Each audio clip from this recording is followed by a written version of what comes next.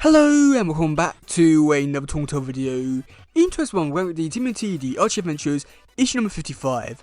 And this issue was pretty interesting for some aspects, and also some aspects were hit or miss, I would want to say.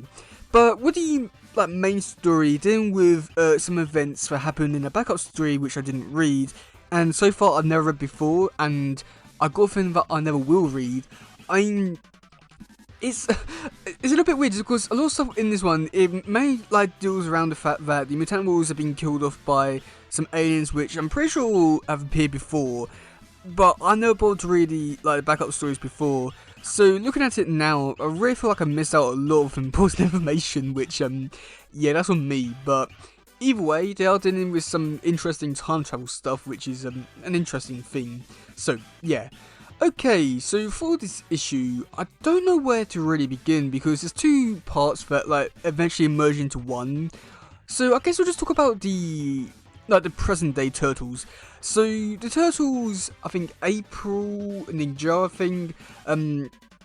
actually I don't think April, she didn't come with turtles. Basically the turtles and Ninja, they've gone on board a cargo ship and they're flying back to New York. However, they're flying through a storm, and this is really bad for them, just because this storm actually affects the airplane, actually causes it to crash down into the sea, and that's pretty much where we do leave it there for now. I mean, I'd say that overall for that bit there isn't really so much to really talk about. It's just literally the turtles going on a plane, going over to New York again, and all that kind of stuff. There isn't really too much I can really talk about there. I mean, with Mikey in this issue, I feel like that's the only bit I can really talk about. He appears, I don't think he actually even talks in this issue, but it's annoying because it's they presented an interesting story they could do with Mikey being blind and learning more ninjutsu and that kind of stuff. However, the way they've gone around it is just saying that, oh yeah, you know, he's temporarily blind, so he'll get his eyesight back and it'll be back to normal.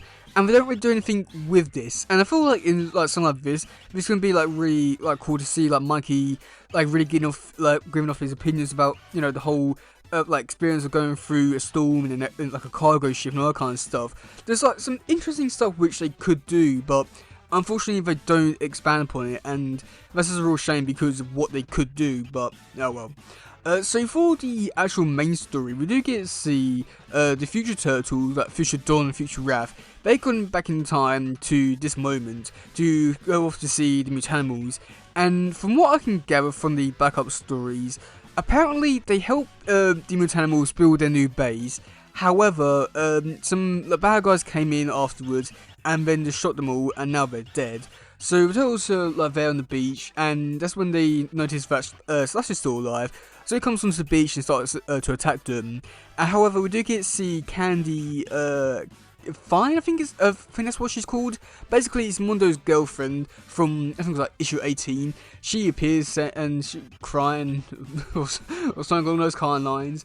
And yeah, I mean, we do get to see, eventually at one point, we do get to see him, actually make a tombstone for the mutanimals, and this really feels out of place for the turtles, especially this version of the turtles to be, so dark, seeing, so many beloved characters in this universe, such as, Man Ray, Leatherhead, Mondo Gecko, Jaguar, Dreadmond, all killed, and we actually get to see, the dead bodies. And this isn't a kid's book. I mean, I'm quite surprised by it just because of what the stuff which they did. I thought the only thing that could have made it a lot darker was if they had blood or something along those kind of lines, maybe dismembered limb and all kind of stuff. But unfortunately, they don't go that way. And if anything, thank God for that, because I feel like this would definitely be losing its kid appeal to it. So that's good. But I still can't believe that they put stuff like this into a kid's comic book. This is supposed to be for the kids, and yet we're doing stuff like this. Was this really for the kids?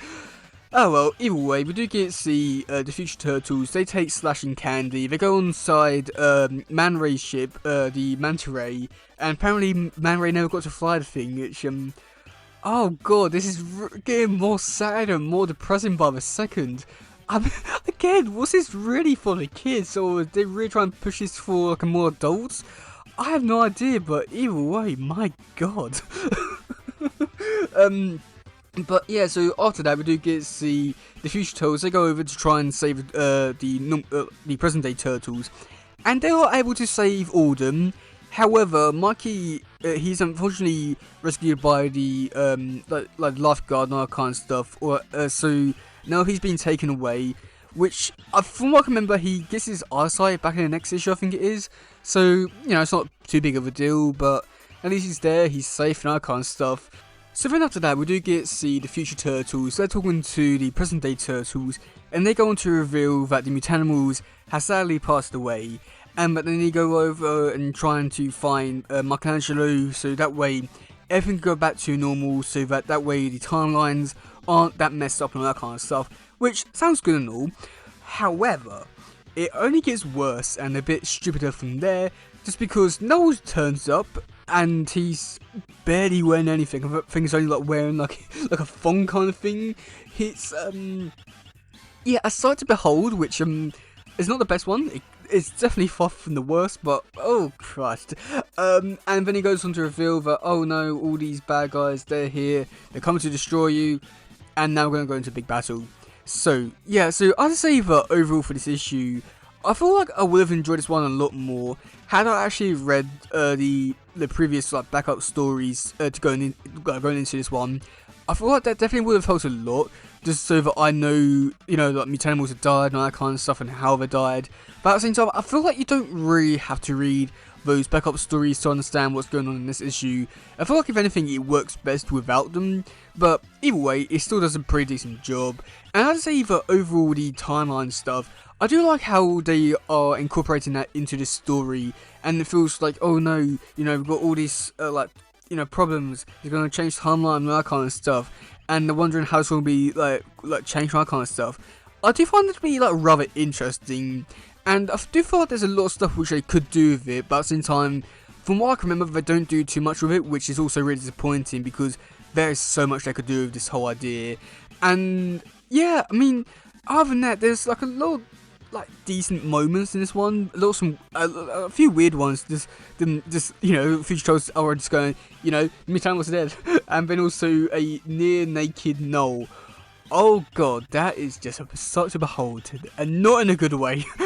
But yeah, I mean, it's annoying because I want to see where this issue goes, or these next few issues go. But from what I can remember, it doesn't last all too long. But I'm hoping for the best, but I'm fearing for the worst at this rate. But yeah, let me know in the comment section below what you think about this issue. Do you like it? Do you not? And yeah, that's the game for today, guys. If some, please share, subscribe, and all that stuff. Goodbye, yo, bye.